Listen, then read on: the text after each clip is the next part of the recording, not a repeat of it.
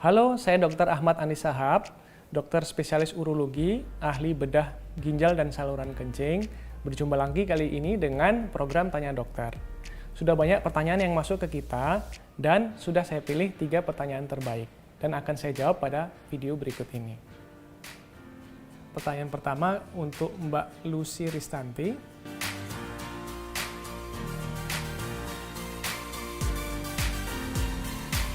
Mbak Lucy, jadi batu saluran kencing atau batu ginjal itu merupakan deposit mineral yang terbentuk bisa di dalam ginjal kita atau di dalam kandung kemih.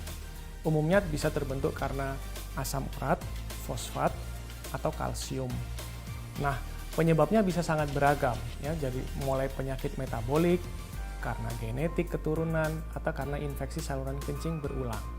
Tetapi secara umum, ada faktor risiko yang bisa meningkatkan kejadian batu saluran kencing. Misalkan, seperti kita tinggal di Indonesia di daerah tropikal, di daerah yang panas dan kering, jadi menyebabkan terjadinya dehidrasi. Yang kedua bisa karena asupan yang tidak benar, asupan atau intake makanan yang tidak benar. Misalnya makanan tinggi protein hewani, makanan tinggi asam urat, makanan tinggi garam. Nah, itu beberapa makanan yang tidak sehat. Dan kemudian saat ini kan cenderung banyak di luaran supplementary diet, jadi makanan tambahan atau obat-obat tambahan untuk diet, dan itu biasanya tinggi mineral atau tinggi vitamin yang kurang rasional, itu juga bisa menyebabkan batu saluran kencing. Berikutnya juga bisa karena pola kebiasaan hidup yang kurang berolahraga. Nah, jadi beberapa penyebab yang saya sebutkan tadi bisa menyebabkan terjadinya batu saluran kencing. Pertanyaan kedua berikutnya oleh Mbak Erma Radianti.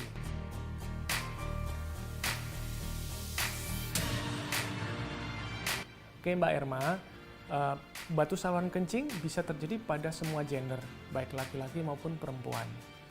Khusus pada wanita, batu yang terbentuk umumnya adalah batu infeksi saluran kencing.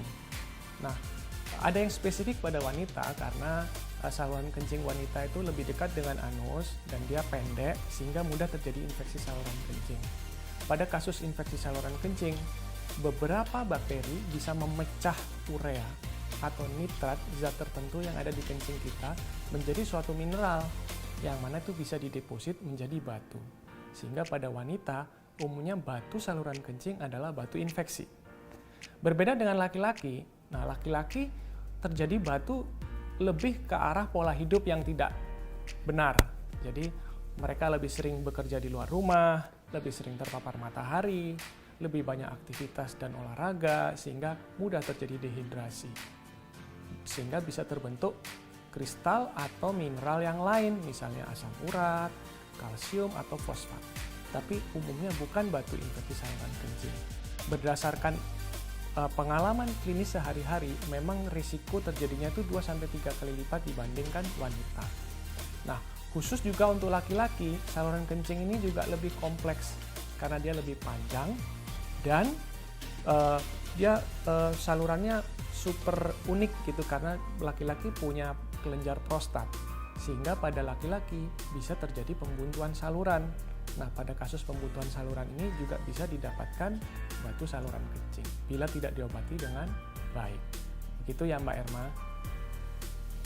Baik, pertanyaan terakhir dari Mbak Edmananti Kiki.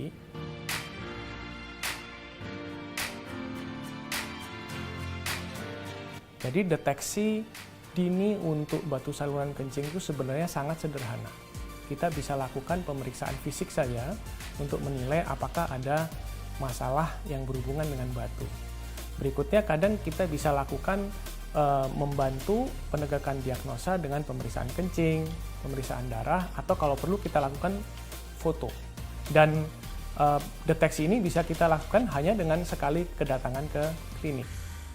Berikutnya terapi yang mesti dilakukan apa?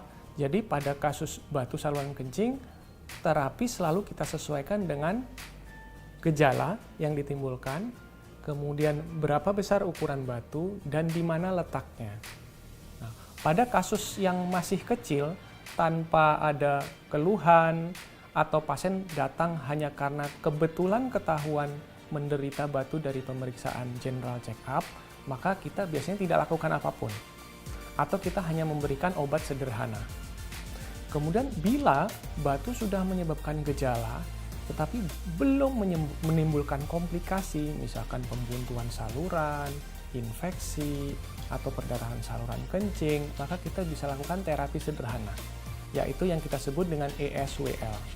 Nah, ESWL ini merupakan terapi gelombang kejut di mana batu bisa kita hancurkan hanya dengan alat yang menempel di pinggang kita. Dan itu bisa dilakukan secara poliklinis tanpa opname, nyaman untuk pasien, tidak perlu rawat inap. Dengan terapi ESWL ini, batu bisa kita pecah dan kemudian batu bisa keluar lewat saluran kencing dengan sendirinya. Tapi tidak semua batu bisa kita lakukan dengan cara ini. Bila batu sudah sangat besar, sudah menimbulkan komplikasi yang lebih berat, misalkan pembuntuan saluran kencingnya berat, maka mungkin dengan terpaksa kita lakukan tindakan teropong atau endoskopi, ataupun kita lakukan operasi. Tetapi Mbak Mananti nggak perlu khawatir, karena kemajuan teknologi saat ini, operasi yang kita lakukan untuk batu saluran kencing itu sangat minimal, biasanya tanpa irisan. Kalaupun menggunakan irisan, hanya irisan yang super kecil, sekitar 1 cm. Jadi dengan luka yang sangat kecil ini, kita bisa mengeluarkan semua batu yang ada di ginjal. Jadi thanks to teknologi, kita sekarang udah berada di ambang yang nyaman, sehingga operasi penanganan batu saluran kencing itu sederhana, mudah, seringkali tanpa operasi, bisa dengan alat. Kalaupun dengan operasi, bisa dilakukan yang tidak terlalu nyeri. Semoga membantu ya Mbak Vicky. Oke, saya sudah menjawab 3 pertanyaan tadi. Terima kasih atas semua pertanyaannya. Nah, bagi penanya yang beruntung, nanti akan dihubungi oleh pihak admin ya, ditunggu hadiahnya. Oke, para Sobat Premier semua, berubahlah pola hidup Anda mulai sekarang, sehingga tidak menderita batu saluran kencing. Konsumsilah air setidaknya 2 liter per hari, olahragalah yang teratur, hindari makanan yang tinggi protein hewani, tinggi garam, dan tinggi asam urat, serta jangan lupa, segera datang ke Rumah Sakit Premier Surabaya bila Anda mendapatkan gejala seperti yang tadi saya sebutkan. Oke, salam sehat untuk kita semua.